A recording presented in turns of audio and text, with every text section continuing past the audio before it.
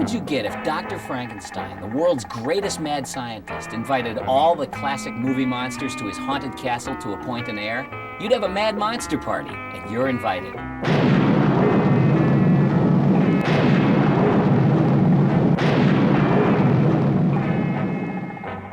Hi, I'm Billy West, and I'm here to shed a little light on one of the best-loved animated creature features ever made. Now, years before Tim Burton brought you the stop-motion thrills and chills of The Nightmare Before Christmas, there was Rankin Bass's Mad Monster Party. Mad Monster Party is by far the best project that Rankin Bass has ever done. Mad Monster Party is the premier Halloween special, not only for Rankin Bass, but for all animation fans. It was a milestone in my life. I remember it all with great affection. In 1967, the producing team of Arthur Rankin Jr. and Jules Bass were the hottest thing in children's entertainment. Fresh from their phenomenal success with the holiday special Rudolph the Red-Nosed Reindeer, Rankin Bass was approached by legendary Hollywood producer and distributor Joseph E. Levine to bring their special brand of stop-motion animation, which they called Animagic, to a full-length theatrical feature. After Rudolph the Red-Nosed Reindeer came out in 1964, Rankin Bass were red hot. Red hot. Their phone was ringing off the hook. At that time, of course, once you're hot in television, you want to work in film. And film is much more highly regarded. And by signing a deal with Joseph E. Levine, it was a step up. And certainly they had a bigger budget to work with and a longer film to present what they wanted to do. The mid to late 60s saw a tremendous resurgence in popularity for the classic movie monsters. Audiences were overrun by films, television programs, records, toys, costumes, and model kits devoted to them. Since they had never produced a Halloween special, Rankin Bass wisely decided to tap into this booming market in all things ghoulish and began work on an animated musical comedy which featured all of the monsters. It was time to do a Halloween special. Monster movies were huge at this time, and with the Addams Family and the Munsters and all the Aurora model kits and all the monster-themed material that was out there. Rankin Bass was the first animation studio to utilize celebrity talent for their productions, and Mad Monster Party was no exception. Hiring Boris Karloff and Phyllis Diller to work on an animated feature was unheard of at the time. I mean, here were two stars that had worked in live action and had never touched an animated property. And the fact that Rankin Bass was able to cut a deal with Phyllis and Boris was a testament to their deal-making abilities. Rankin Bass started star names in animation. Disney is doing it now, but they didn't do it back then. They used all kinds of character actors. Phyllis Diller was definitely a name at the time. She was a big name. She was funny, and this movie was sort of a parody of monster films. I was just thrilled when Mr. Levine asked me to make this animated film. Also, a chance to work in tandem with a great star, Boris Karloff. I was thrilled out of my gourd. Boris Karloff was the natural choice to give voice to the Baron von Frankenstein, having played the monster in the 1931 film and in a pair of its sequels. This was Karloff's first animated project, and he was eager to explore this new medium. Rankin Bass had no idea that Karloff would love working in animation so much that he would later agree to headline 2 additional projects for them, as well as provide narration for another landmark holiday special, How the Grinch Stole Christmas. Boris Karloff was a natural as Dr. Frankenstein. I mean, the resonance of his voice and the fact that, he was so well known for the horror films made him an absolute perfect casting choice. Boris Karloff is most famous for The Grinch. There's no doubt about that. I noticed in The Grinch, when they came to the song You're a Mean One, Mr. Grinch, written by Albert Haig, he didn't sing the song, even though his name was the only one in the credits for How the Grinch Stole Christmas. And the reason for it was he couldn't sing. So I noticed in Mad Monster Party, he wasn't singing, he was just talking his lines, and then they had a chorus singers sing the chorus. So keep it to yourself. Stay away from the pack. When you're ready to fly, they'll start to cry and wish they had the knack. You gotta stay one step ahead. Stay one step ahead. Tune into what's happening, boy, and stay one step ahead. It's an amazing thing when you make one of these animated films. Sometimes you never meet a single other character. And then again, depending on the director, sometimes you work with all the characters in the studio all at the same time together. In this case of Mad Monster Party, I worked alone, as I have in a lot of these animated things. So I never got to meet Boris Karloff. Phyllis Diller's over-the-top stage persona and impeccable comic timing also proved to be a perfect match for her role as the monster's mate. It even provided a rare opportunity for her to display her musical talents in the song You're Different. Phyllis's character of the monster's mate in Mad Monster Party is one of the more bizarre characters in the entire film. Strange bit of casting, but I think you'll agree that it kind of worked. Phyllis Diller remembers the film fondly because so many of her fans remember it. Plus, she got to sing a song in the film, and she loved to sing, and she had a musical background. I remember the making of this particular animated film vividly because I had just moved to Hollywood. Big deal in my life. I'd been in the business 10 years and made the big move to the big showbiz town, and I didn't own a home yet. And I was staying at the Beverly Hills Hotel in Bungalow 7, and I had a rented piano so that I could learn that song and practice the music. As an actor and voice talent, it amazes me that the rest of the film's numerous characters are performed by just two people. Popular recording artist Gail Garnett lent her sultry voice to Francesca, the Baron's sexy secretary, while veteran voice actor Alan Swift single-handedly played all of the other roles, from Felix Flanken and Dracula to Mr. Cronkite and the Peter Lorre-inspired Yetch. Mad Monster Party is a testimony to the versatility of Alan Swift's vocal talent. For the voice of Francesca, they got Gail Garnett. She was an actress who started out on Bonanza, I believe, and she was signed to an RCA Victor contract, who was also doing the soundtrack for Mad Monster Party. I think the voice talents in this property were phenomenal. But what most impressed me about Mad Monster Party was really, quite frankly, the musical score. The music is probably the most unique from the Rankin Bass catalog, and the reason it's so unique is it's basically a jazz score. Maury Laws and Jules Bass worked so well together that they became the Rankin Bass song team for many, many years. They wrote the King Kong theme song. They wrote Put One Foot in Front of the Other from Santa Claus is Coming to Town. And in this film, it was unique because they were spoofing the music of Henry Mancini and the Bond films. It has a very spy, jazzy type feel to it. And I think that's what makes it so endearing. And so many people are really fond of this particular soundtrack. It was never issued by RCA Victor like it says in the opening credits of the film. Here I've been looking for a record album, thinking it's one of the rarest pieces of vinyl to find at a collector's show, and it never existed.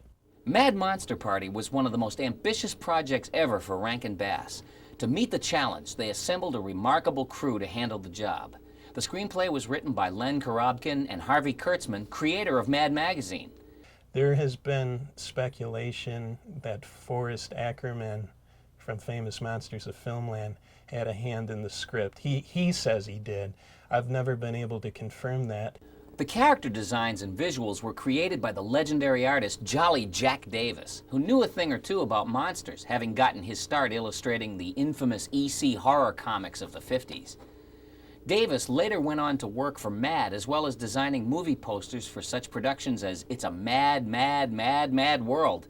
One of the best things about Mad Monster Party is really, quite frankly, the Jack Davis designs. When we were working on Toonsylvania for DreamWorks, and we were trying to design Doc for the show, we initially, Jeff DeGrandis, who was the producer and art director, and Bill Kopp, the executive producer, had first gone to the Jack Davis designs that he had done for Dr. Frankenstein as kind of a starting point for the show Toonsylvania.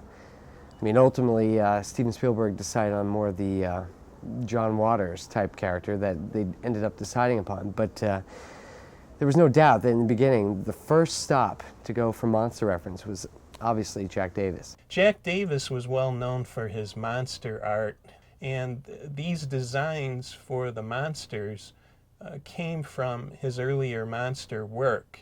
So his Dracula had a similar look, his Frankenstein had a similar look. In fact, the Frankenstein design is rather unique because he doesn't have any hair on the top of his head. But the Dracula design has a similarity to the Count in Jim Henson's Sesame Street. There was even an animator in California named Dan Reba. He made a life-size costume of the Dracula character from Mad Monster Party, wore it to a party, and everybody thought he was supposed to be the Count from Jim Henson's Muppets. I simply adored what the artists did with my persona. I loved the hair and the face and the silly dress, and I think she even had boots on. They took all my trademarks and put them in that little cartoon character. I loved her. Joining Jack in the design department were the famous Rankin Bass alumni Don Duga and Paul Coker. Both amazing artists created the storyboards and helped define the style of the project. The storyboards that I have from Don Duga are actually on animation paper. And what amazes me about Don Duga's storyboards is if you look at them and you see what they did in Japan, Don Duga's storyboards were followed to a T. In this case, Jack Davis started the storyboards large. He was doing them like on 12 by 16 pieces of paper or something like that, and maybe only did 10, 15 drawings. A storyboard for a complete movie like this probably takes 5,000 drawings. The mummy sequence, that was the part where Boris introduces little tibia and amphibians, actually was filmed. He was a dancer named Killer Joe Pyro who choreographed that dance sequence where the mummy, Phyllis Diller, and then later the hunchback jumps in on the dance. And Killer Joe was famous for his dance creations that he did at the Peppermint Lounge in New York. And Don Duga got a 16mm print of this dance sequence for the mummy scene.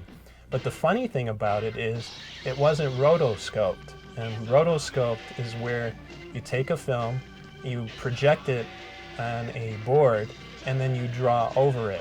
And you base your character off the movements. The 16 was only viewed by Don Duga, who was the storyboard artist, and he in turn drew interpretations of the dance sequence on storyboard. So the animators in Japan were basing this little dance where the mummy is like holding his hands up like this, and Phyllis Diller's doing the same. And it's because they're just looking at still drawings of the dance. They're not actually viewing the film. What's interesting about Rankin Bass is that they were one of the first studios to send their properties overseas for actual animation. You know, like we know today with TV animation, basically the blueprint is made in Burbank or the States and is then sent over to Korea, Japan, or wherever for actual animation. At Rankin Bass, and I know for a fact that with Mad Monster Party, they storyboarded it and they directed the entire show and cast it, and then they sent it over to Japan for actual animation. I know they built at least 12.5 sets, and I know that the figures themselves were most likely around that size. And the fact that 24 hours a day they were with these sets, plotting out the actions of the characters. I mean, it's amazing that there's technicians who are able to, frame by frame, create this fluid movement, and really create the feature that is Mad Monster Party as we know it today. The actual production of the film took about 18 months. 12 to 18 months span is probably what the ballpark figure is. The puppets, according to Arthur Rankin, averaged 8 inches. At the time, they didn't refer to them as puppets either. They're stop-motion figures. And there were several room-sized sets constructed so that the animators could work simultaneously on scenes. In the early days of Rankin Bass, The New Adventures of Pinocchio was a very crude animation style, and by the time they got to Mad Monster Party, they had it down. The actual features were moved around. They did change the mouths. In fact, if you look in my book and view the color shots in the color pages, you will see Phyllis Diller's head with that shot with Dracula, and her eyebrows are moved one way, and you can see where there was glue from another positioning of the eyebrows. As far as the puppets go, there was a magnetic spray flock that they would use to avoid reflection on the puppets. And unfortunately, there's some acidity in that spray. So the puppets were constructed of various materials. They would make little suits. They would use wood, balsa wood, fabrics of all kinds. But the magnetic spray flock would corrode those materials in a year to a year and a half. And I specifically asked Jules Bass about the puppets, how they weathered over time. And they don't weather over time. Many of them have already been so rotted away that they were disposed of. For a period of over 30 years, Rankin Bass have been at the forefront of children's entertainment, delighting millions of viewers and inspiring a whole new generation of animators with their holiday productions. It's simply amazing how this thing, let's see, 65, 75, 85, 95, oh boy, 32 years later, all those years, people have approached me and asked me about Mad Monster Party. What's interesting is that everybody knows the Rankin Bass holiday specials, Rudolph the Red-Nosed Reindeer, Frosty the Snowman, and they've loved them. I mean, they play every year, and you know there really is a warmth to the stop-motion characters. And to be able to see Mad Monster Party, which most people don't know even exists, you know, to be able to bring this back and say, look, I mean, here's what Rankin Bass can do when they've got a full feature-length film and get their hands on a couple of monsters. I mean, it's really remarkable that this film has been reissued and, you know, is once again available. If you want to learn more about Mad Monster Party and the many other films in the Rankin Bass library, I suggest you pick up The Enchanted World of Rankin Bass by Rick Goldschmidt. Rick is the foremost authority on Rankin Bass and has done a remarkable job in researching and preserving the studio's history for readers. Benefiting from unprecedented access to the studio's archives, he has assembled the definitive book on the studio from a vast array of interviews, production notes, and rare photographs. I hope you've enjoyed this behind-the-scenes look at the making of Mad Monster Party. This is one of their most beloved productions among fans, and undoubtedly it will captivate new audiences for years to come.